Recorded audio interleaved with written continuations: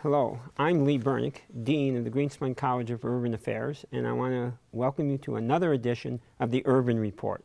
Today, we're going to have two guests. My first guest is a professor of psychology and a good friend. Can I call you a good friend? Yeah. Oh, okay. Marta Miana. And Marta is here not so much as a professor of psychology, but as the Dean of the Honors College. And I want to welcome you to the Urban Report. I want to talk to you about the Honors Program and what's the Honor College all about. And can you give us a little idea about what its purpose is? And one of my favorite things to do. Okay.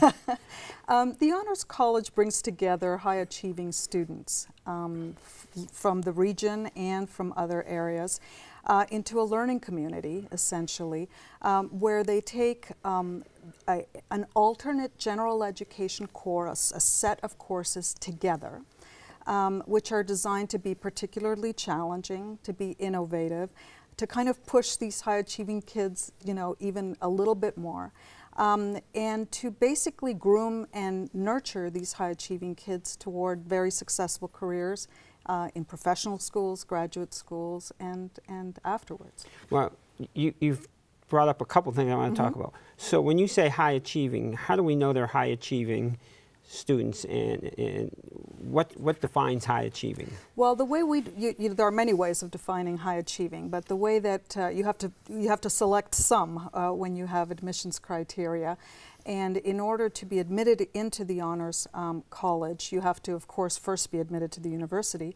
And then we're basically looking at an unweighted GPA coming out of high school of 3.8, an ACT score of 27, 28, and SAT reading and math scores around 1,300. Okay. But we also have them write an essay. We also want to see how they write, why they want to do this, what their motivation is for coming to the Honors College, and we take all of those factors into account. It's not an algorithm per se, but those are all of the criteria that are considered. And who makes the decision? The admissions committee. And who's in the admissions committee? Is this a group of professors, or is it advisors, or? We have professors, we have advisors, and me.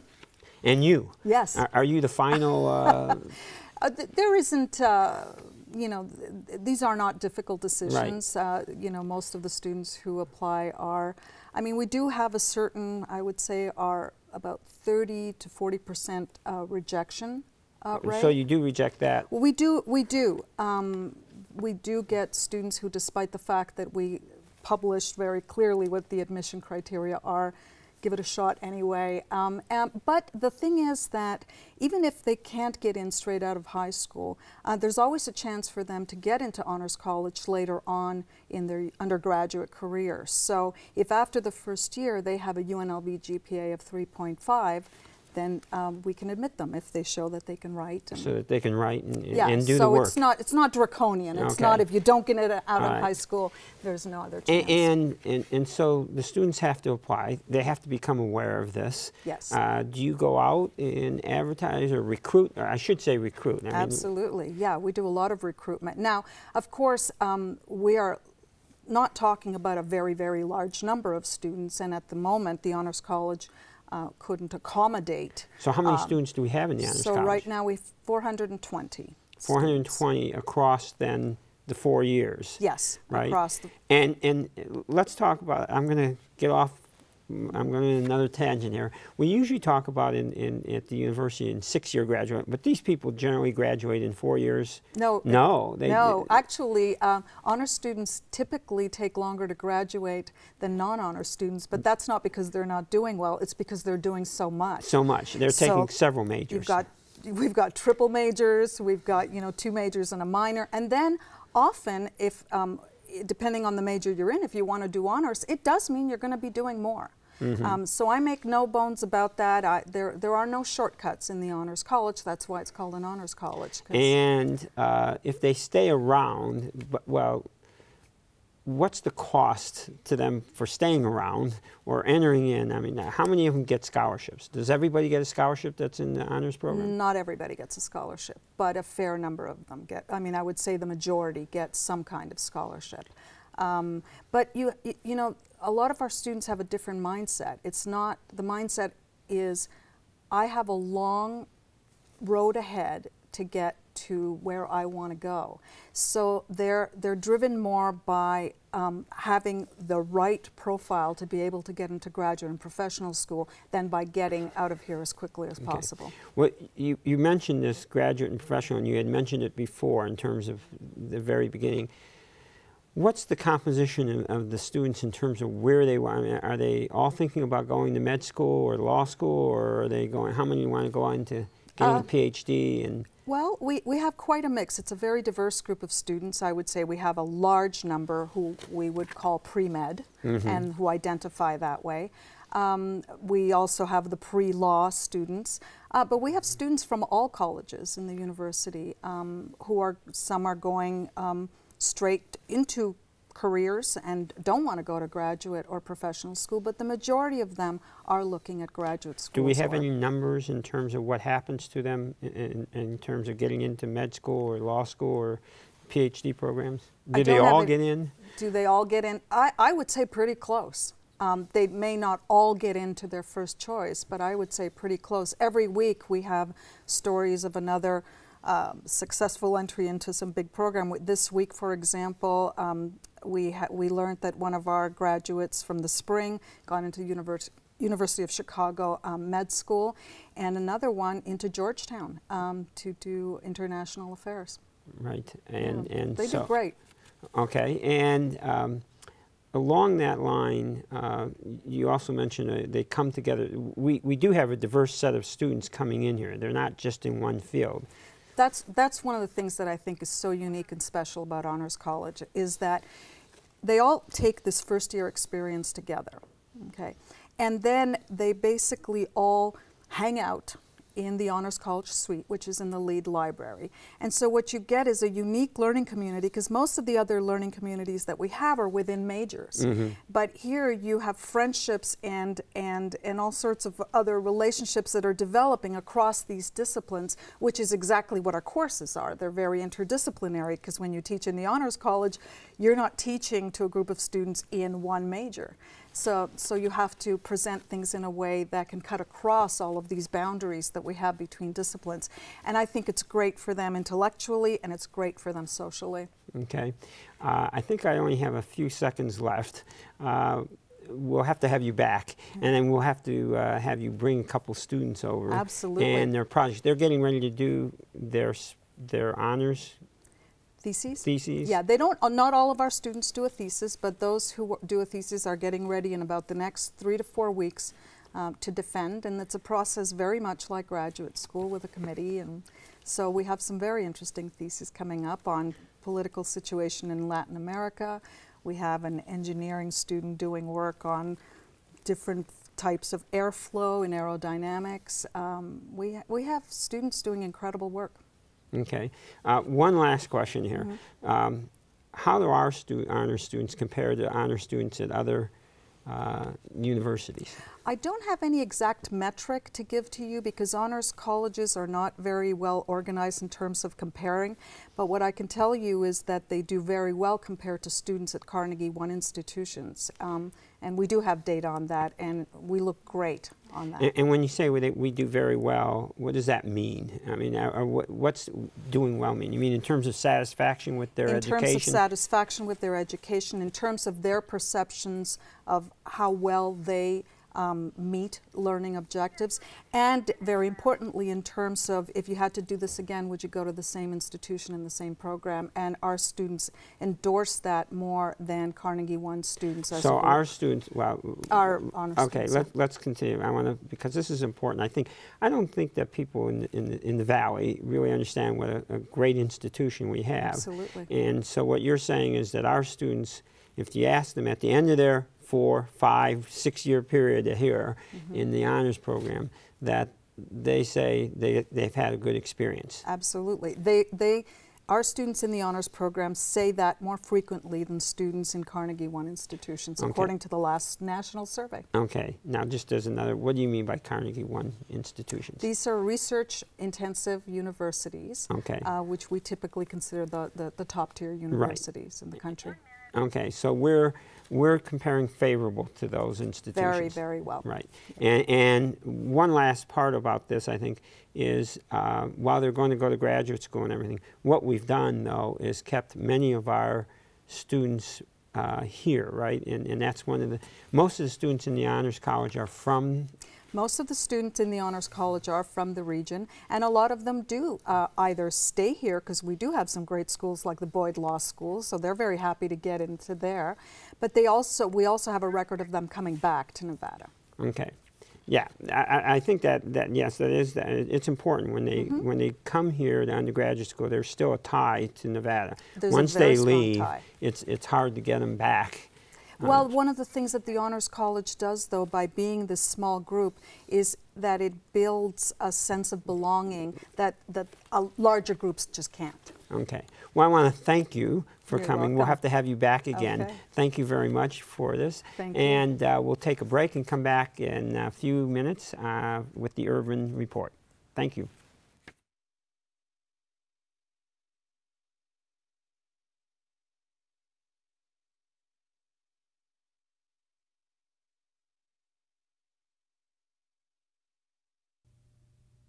If you could see anything in the world, what would it be? I'd love to see Paris. I like to see cupcakes falling from the sky.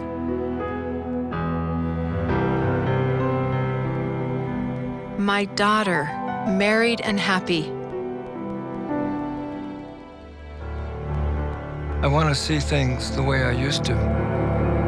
Chances are, someone you love may one day be affected by macular degeneration or glaucoma. Log on to seeabettertomorrow.org or call 1-800-437-2423 to learn about glaucoma and macular degeneration. Call 1-800-437-2423 or log on to seeabettertomorrow.org. I just want to see more of the things I love. I remember the moment. I'll never forget that moment. That moment? It was a moment that changed my life. I'd been training with my team for months, and now we had been called up for the first time. The real deal. Wildfires were getting dangerously close to homes. At that moment, I got my first taste of just how important the Guard is to my community. See how the Guard can be an important part of your life at NationalGuard.com. At what age is the color that your skin was meant to be no longer beautiful? Every year, millions of young women try to change the skin they were born with and say they'd die for darker skin. Sadly, some actually do. Melanoma is the second most common cancer in teens and young adults, and one person dies from melanoma every hour. Change your thinking, not your skin. Stop tanning. Learn more at spotskincancer.org. A message from the American Academy of Dermatology. Something's not right. My first symptoms were constant tingling in my toes. My legs, sometimes they'll go numb. I had double vision. They said you have multiple sclerosis. Well, the beginning is the hardest time. Kind of had to get a grasp on reality. I had to adapt and change very rapidly. I had to learn how to drive with my hands. Yeah, that was interesting. I was a dancer. I don't see walking the way I walk any different than doing a dance. It just looks different. It's a different dance.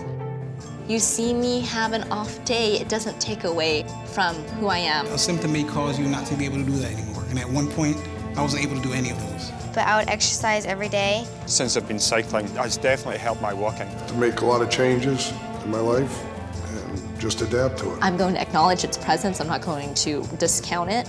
But at the same time, I'm going to try my best to not let it stop me. It's a fantastic opportunity to be working together with a common goal of curing MS, and sharing is the key.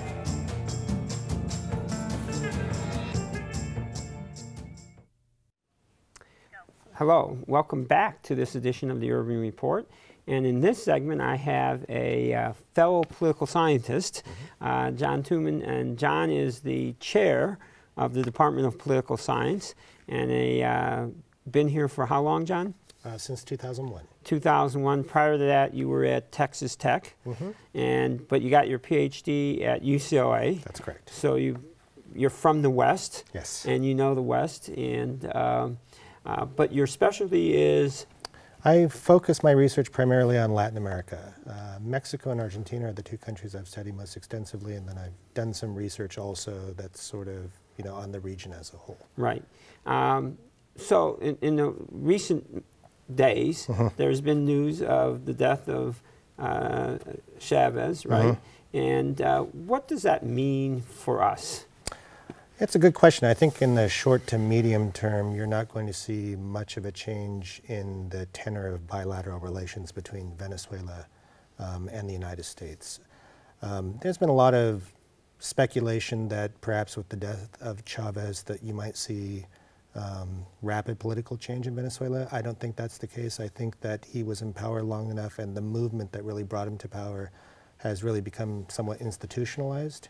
And as in Argentina with Juan Perón, they used to talk about Peronism without Perón. I think you're going to see Chavismo without Hugo Chavez, at least for the short to medium term. So, but let me just follow up on this. So how much of it is the personality, and that's what you're implying, versus the institution? I mean, he was a larger in some ways life and liked to do, if I might say, or some people might say bellicose. I don't know if that's the appropriate term. Right. But how much of it is that personality, and how much of it has now been translated into that institution? Well, I Do think, we know? I mean, I hesitate to use the term charisma because it's notoriously difficult to operationalize as a concept and to use in research.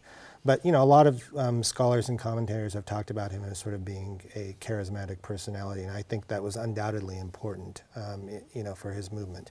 But while he was in power, he was very careful to try to institutionalize a number of policies and programs that were really important to the base of support for his movement, which were largely the urban and rural poor, the urban poor in particular, which had been excluded historically in the system that developed in Venezuela between 1958 and the late 1990s. And as a result of having institutionalized those policies, I think it would be difficult to block them or to change them rapidly. So Capriles, who's the major opposition figure, he's a governor who ran unsuccessfully, who got about 40% of the vote in the last election. Even Capriles has talked about maintaining some of the social programs that developed under Chavez, and said, you know, that if he were elected, he would just want to moderate some of the other economic policies, like undoing some of the nationalizations, perhaps opening up the oil sector to more foreign investment.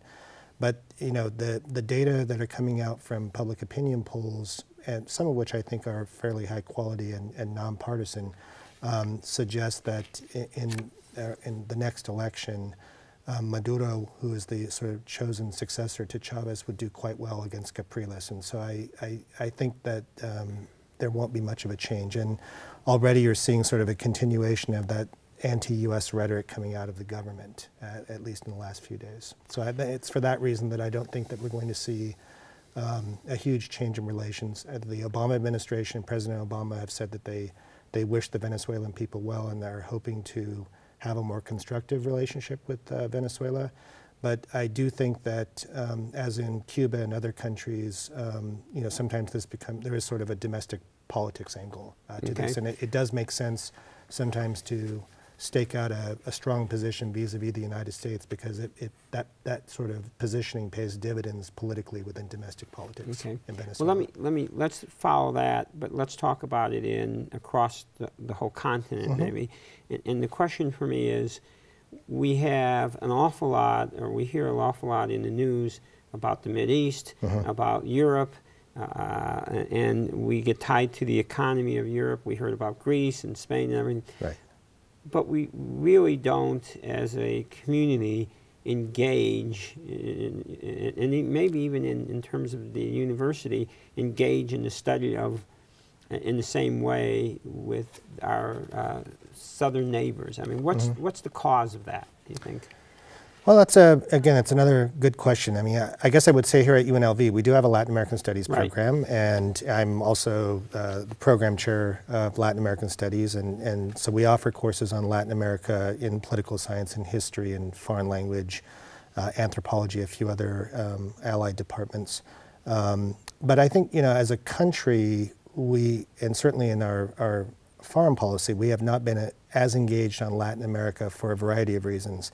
In the aftermath of the end of the Cold War, the strategic importance of Latin America tended to recede in the background, and the government was focused a lot more on Central and Eastern Europe and the sort of transitions that were occurring in the market-oriented reforms and trying to sustain them in the wake of the so-called Velvet Revolutions in 1989 and the collapse of the former Soviet Union in 1991. At the same time, in the aftermath of the September 11th attacks in 2001, there was quite a bit of focus on the Middle East and also on West Asia. And frankly, I think Latin American leaders and sort of people on the street there were concerned somewhat about the lack of engagement that we saw in the Bush administration. And they had high hopes that the Obama administration would perhaps implement sort of a new dialogue with the region. And I think there's been a little bit of disappointment that the Obama administration has not yet completely engaged Latin America in the way that they would hope to be engaged. It's interesting that China over the last 10 years has become a lot more involved, both in terms of bilateral trade in a variety of foreign aid initiatives that are sometimes tied to investment initiatives, and Chinese state-owned companies and privately owned companies have been doing a lot of foreign investment in the region. Okay, but let me ask you, is it easier for China to come over and invest than it is for this big country right there just above them in the north, and who has a longer history, and maybe not always a more positive history with Latin American and South American countries? Well, U.S. multinational corporations still by far remain the largest foreign investors as measured by foreign direct investment. I mean, those are data from the Bureau of Economic Analysis and from the Economic Commission for Latin America and the Caribbean. So virtually all data still show that U.S. multinational corporations are by far the most dominant in the region in terms of absolute investment flows. But the growth over time has really slowed, and of course Chinese investment is starting at a very low level, so almost anything looks like significant growth. In terms of ease of entry, it really depends upon the type of country that you're talking about. To bring this back to sort of Venezuela, those countries which are associated with Venezuela, the so-called pink tide countries, and here we'd want to distinguish between countries which are governed by what's called a pragmatic left, like the Workers' Party under Dilma Rousseff or President Lula in Brazil, and others like Ecuador under Correa, Evo Morales in Bolivia, and up until recently Chavez in Venezuela. The so-called radical populist left countries are not completely hostile to foreign investment, but both, they've been very willing to nationalize foreign-owned companies and certainly impose more restrictions on foreign investment in certain sectors of the economy they deem to be strategically important. And so in some countries, certainly the political environment has become a little more hostile to foreign investment for U.S. companies and maybe some from the European Union. In Argentina, for example, and Bolivia, you've seen some recent nationalizations of Spanish-owned companies in particular that have been particularly controversial and have led to poor relations between those countries and Spain and the European Union more generally, for example. Okay. So let me talk about one last part. I know that we have just a minute or so. Sure. But you've written a book about the auto industry in Mexico, is that right? That's right, yes. And when we talk about that auto industry, I have to beg ignorance. Are we really talking about our investment in Mexico as an auto industry? So yeah, I mean, the principal firms there are U.S. and also German and Japanese. It's interesting, again, China was going to do a joint venture, a Chinese company was going to do a joint venture that actually fell through, but they're still interested in entering Mexico. But General Motors, Chrysler, and Ford are by far the largest in terms of production. The vast majority of what they produce goes to North America, and of that, the vast majority comes into the U.S. market. So it's interesting when people talk about U.S. cars, one has to qualify that because in certain segments of the market, we are talking about cars that are made in Mexico. Mexico, I mean. That's right. Okay. Particularly smaller, more labor-intensive vehicles. Okay, I'm going to have to end our conversation. We'll have to come back to this again sometime, and I hope to have you back again. but we're done. We're at the close of this edition of the Urban Report, and I want to thank you for coming in, and I want to thank the audience for watching the Urban Report. And again, if you have any ideas or comments or questions, please contact us at the Greenspun College of Urban Affairs.